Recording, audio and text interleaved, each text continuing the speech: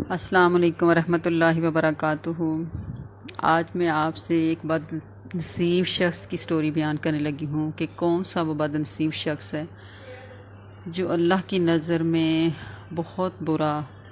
اور دنیا کا دھتکارا ہوا شخص ہوتا ہے۔ اللہ تعالیٰ ہمیں ایسے لوگوں سے دور رکھے اور ان لوگوں کی صحبت سے بھی بچائے کہ جن کا شمار بد نصیب لوگوں میں ہوتا ہے۔ اللہ ہماری زندگی کو پلٹ دے، ہمارا ہر قدم موت کی طرف جا رہا ہے لیکن ہم یہ سوچ ہی نہیں رہے۔ تو آج میں اس کے بارے میں آپ کو قرآن و حدیث کے حوالے سے بتاؤں گی۔ اللہ تعالیٰ ہمیں ان بد نصیب لوگوں سے دور رکھے اور ہماری زندگی کا ہر قدم جو ہمارا موت کی طرف بڑھ رہا ہے اللہ تعالیٰ کی طرف بڑھے اور اچھے لوگوں میں ہمارا شمار ہو اور جنت ہمارے نصیب میں اللہ کرے، آمین ثم آمین۔ تو اب ہم شروع کرتے ہیں کہ کون سا وہ بد نصیب شخص ہے جس کے بارے میں نبی کریم صلی اللہ علیہ وسلم نے فرمایا کہ وہ شخص جس کے بال سفید ہو گئے، کمر جھکنے لگی، آنکھوں کا نور مدھم پڑنے لگا مگر وہ ابھی تک گناہوں پر ڈٹا ہوا ہے، اس کا دل خوف الہی سے خالی ہے اور آنکھیں نم نہیں ہوتی، یعنی روتی نہیں اللہ کے خوف سے اگر وہ کوئی گناہ کر لیتا ہے۔ کاش وہ اپنے سر کی سفید دھوپ کو دیکھ کر عمر کے ڈوبتے ہوئے سورج کا ادراک کر سکے۔ تو آدمی خوف الہی سے کیوں نہیں ڈرتا، کیوں نہیں روتا؟ اس کے کچھ اسباب ہیں، ان میں سے سر فہرست دنیا اور اس کے مال و اسباب کی محبت کا غالب آ جانا ہے۔ جب دنیا میں ہمارا دل اور دنیا کی راحتوں کا سودا سما جائے تو پھر خوف الہی دل سے ختم ہو جاتا ہے، یعنی رخصت ہو جاتا ہے۔ یہی سبب حضرت عبد الرحمن بن عوف نے بیان کیا ہے، جن کا شمار صحابہ کرام میں سے مالدار لوگوں میں سے ہوتا تھا۔ تو حضرت ابراہیم بن عبد الرحمن بیان کرتے ہیں کہ حضرت عبد الرحمن بن عوف رضی اللہ تعالیٰ عنہ کے پاس افطاری کے وقت کھانا لایا گیا جب آپ روزے دار تھے۔ تو حضرت عبد الرحمن رضی اللہ تعالیٰ عنہ نے فرمایا، مصعب بن عمیر رضی اللہ تعالیٰ عنہ شہید کر دیے گئے اور وہ مجھ سے بہتر تھے۔ ان کے کفن کے لیے صرف ایک چادر میسر آئی جو اتنی سی تھی کہ اس سے ان کا سر ڈھانپا جاتا تھا تو ان کے پیر ننگے ہو جاتے تھے اور اگر پاؤں ڈھانپے جاتے تھے تو سر کھلا رہ جاتا تھا۔ اس کے بعد ہمارے لیے دنیا فراخ کر دی گئی جو تم دیکھ رہے ہو، یا یہ فرمایا کہ ہمیں اتنی عطا کر دی گئی جو ظاہر ہے ہم تو ڈر رہے ہیں کہ کہیں دنیا ہی میں ہمیں ہماری نیکیوں کا جلدی بدلہ تو نہیں دے دیا گیا۔ رونے لگے، یہاں تک کہ کھانا بھی چھوڑ دیا۔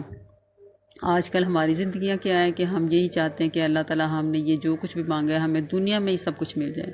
تو صحابہ کرام کا یہ دیکھیں یہ رد عمل ہوتا تھا کہ حضرت عبد الرحمن بن عوف رضی اللہ تعالیٰ عنہ کا مال جہاد اور دینی کاموں میں ہی صرف ہوتا تھا، اس کے باوجود وہ دنیا کی فراخی اور مصعب رضی اللہ تعالیٰ عنہ کی بے سر و سامانی کے عالم میں شہادت کو دیکھ کر گھبرا رہے ہیں، اور تعجب ہے کہ اس آدمی پر جس پر دنیا اتنی فراخ کر دی گئی اور دولت کا استعمال دینی کاموں کے بجائے فضول رسومات اور اینٹوں کی عمارتیں کھڑی کرنے پر ہوتا ہے اور دل میں خوف اور ڈر بھی نہیں۔ تو صحابہ کرام رضی اللہ تعالیٰ عنہم ایسی ہی کفیات سے ڈرتے تھے۔ ان میں سے صحابہ کرام کی تو یہ حالت تھی کہ دل میں خوف الہی کا سمندر ہے اور تن پر چیتڑے لپٹے ہوئے ہیں۔ حضرت ابو ہریرہ رضی اللہ عنہ بیان کرتے ہیں کہ میں نے 70 اہل صفہ کو دیکھا کہ ان میں سے کسی کے پاس بھی جسم کے اوپر کا پورا حصہ چھپانے کے لیے چادر تک نہیں تھی، کسی کے پاس نچلا حصہ ڈھانکنے کے لیے، اور کسی کے پاس صرف اتنی سی چادر ہوتی تھی کہ جسے وہ اپنی گردنوں میں باندھ لیتے، اور وہ کپڑا کسی کی نصف پنڈلی تک پہنچتا اور کسی کے ٹخن تک۔ پس وہ اسے اپنے ہاتھ سے اکٹھا کر کے رکھتے کہ کہیں ان کا جو سطر کا حصہ ہے وہ ننگا نہ ہو جائے۔ تو آج ہمارے پاس ہزاروں سوٹ ہیں، لاکھوں کے سامان ہیں، لیکن ہم پھر بھی یہی کہتے ہیں کہ میرے پاس کچھ نہیں ہے، میرے پاس یہ نہیں ہے۔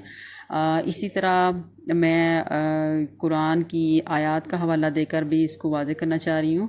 کہ اس کے بارے میں ہے کہ اللہ کے جو خوف سے جو دل ڈرتے ہیں اور آنسو بھی برساتے ہیں، یہ دل ہی کی ہے کہ یہ دل ہی ہے کہ جو خوف الہی کا مرکز ہے۔ اس لیے اللہ تعالیٰ فرماتے ہیں کہ الم یان للذین آمنوا ان تخشع قلوبہم لذکر اللہ،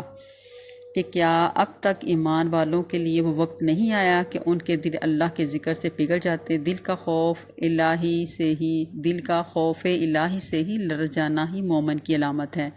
قرآن حکیم میں ہے انما المؤمنون للذین اذا ذکر اللہ وجلت قلوبہم واذا تلیت علیہم یأتوہ زادتہم ایمانا۔ مومن تو وہ ہیں کہ جب اللہ کا ذکر کیا جاتا ہے تو ان کے دل دہل جاتے ہیں، اور جب ان پر ان کی آیات پڑھی جاتی ہیں تو ان کا ایمان بڑھ جاتا ہے، اور دلوں سے اللہ تعالیٰ کا خوف اس وقت نکلتا ہے جب دل گناہوں کی سیاہیوں میں گر جائیں۔ اس طرح ایک عورت میں بیان کرتی ہوں وَطُوبِیَ عَلَىٰ قُلُوبِهِمْ فَهُمْ لَا يَفْقَهُونَ، پس ان کے دلوں پر مہر لگا دی گئی، پس اب وہ نہیں سمجھتے۔ آنکھوں سے آنسو بھی اس وقت ٹپکتے ہیں جب آدمی کے دل میں اللہ کا ڈر یا خوف ہو، پھر وہ لوگوں سے چھپ چھپ کر اپنے رب کو راضی کرنے کے لیے تنہائیوں میں آنسوں کی مالا پروئے روتا رہتا ہے۔ صحابہ کرام رضوان اللہ اجمعین کو اللہ کے ڈر سے رونا پڑا، جو رونا بڑا مرعوب تھا، وہ بہت رویا کرتے تھے۔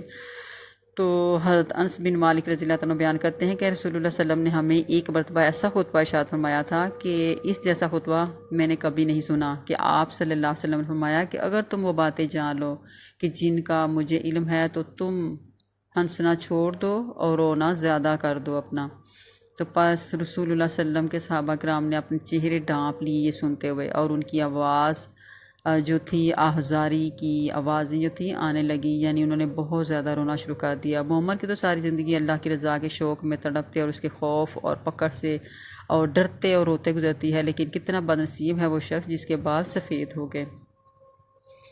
اس طرح وہ لوگ جنہوں نے اللہ رب العزت کو دیکھا نہیں ہے لیکن وہ یقین رکھتے ہیں کہ کارخانہ عالم کو چلانے والی ضرور کوئی ایسی ذات ہے، اور اس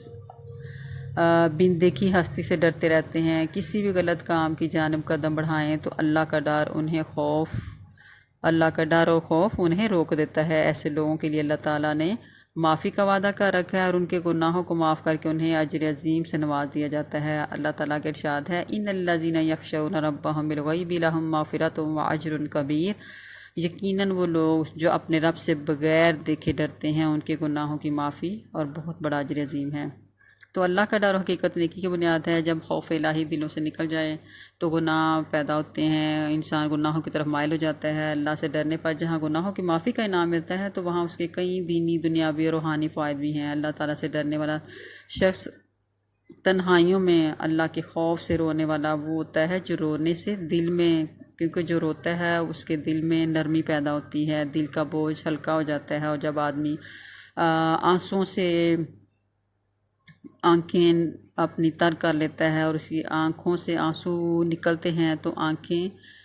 نہیں روتی بلکہ دل روتا ہے۔ ہاں، اس کا اظہار آنکھوں سے ہوتا ہے، لیکن آدمی اس وقت روتا ہے جب دل کو صدمہ پہنچے، جب دل دکھے، جب غم برداشت سے باہر ہو جائیں تو دل رو پڑتا ہے۔ تب بھی رنج و غم کا دھواں پانی کی شکل بن کے آنکھوں سے ٹپکنے لگتا ہے، جس سے آنسوؤں سے تعبیر کیا جاتا ہے اس کا دل۔ اللہ رب العزت نے خود قرآن حکیم میں دی ہے کہ ارشاد ہوتا ہے ثم قست قلوبکم من بعد ذلک فہی کالحجارۃ او اشد قسوۃ وان من الحجارۃ لما یتفجر منہ الانہار وان منها لما یشقق فیخرج منہ الماء وان منها لما یہبط من خشیۃ اللہ وما اللہ بغافل عما تعملون۔ اس کا ترجمہ میں پڑھنے لگی ہوں کہ اس کے بعد ان لوگوں کے دل سخت ہو گئے، پس وہ پتھروں کی مانند ہیں، یعنی پتھروں کی طرح سخت ہیں یا اس سے بھی زیادہ سخت ہیں، اور بے شک پتھروں میں سے کچھ ایسے بھی پتھر ہیں کہ ان سے نہریں پھوٹ پڑتی ہیں، کچھ ایسے ہیں کہ وہ پھٹ جاتے ہیں تو ان سے پانی نکلنا شروع ہو جاتا ہے، اور کچھ ایسے بھی ہیں کہ وہ اللہ کے ڈر سے گر پڑتے ہیں، اور اللہ تعالیٰ اس سے غافل نہیں جو کچھ تم کرتے ہو۔ اس مثال میں اللہ تعالیٰ نے دل کو پتھر کے ساتھ تشبیہ دے کر واضح کیا کہ کچھ پتھر سے پانی بہنے لگتے ہیں، اور اس کے اللہ کے خوف سے کچھ گرنے لگ جاتے ہیں، اور اس طرح ان بدنصیب لوگوں کے دل پتھر سے بھی گئے گزرے ہیں کہ جو پتھر بھی اللہ سے ڈرتا اور پھٹ پڑتا ہے۔ ہاں، اگر مومن کا معاملہ اس سے برعکس ہے، ان کے دل ڈرتے بھی ہیں اور آنسو بھی برساتے ہیں۔ یہ دل ہی تو ہے جو خوف الہی کا مرکز ہے، اس لیے اللہ تعالیٰ فرماتے ہیں کہ کیا اب تک ایمان والوں کے لیے وہ وقت نہیں آیا کہ ان کے دل اللہ کے ذکر سے پگھل جائیں۔ اللہ تعالیٰ ہمارے دلوں میں نرمیاں پیدا کرے، اللہ کا خوف پیدا کرے، اور ہمارا ہر قدم، جو ہمارا ہر آنے والا دن ہمارا زندگی کو ختم کر رہا ہے اور ہمارا ہر قدم موت کی طرف بڑھ رہا ہے، اللہ تعالیٰ ہمیں اس کو سنوارنے کی توفیق عطا فرمائے، ہمارے دلوں کی گندگی کو دور کرے، ہمارے دلوں کی سختیوں کو دور کرے اور ہمیں باعمل مسلمان بنائے۔ آمین ثم آمین۔ السلام علیکم ورحمۃ اللہ وبرکاتہ۔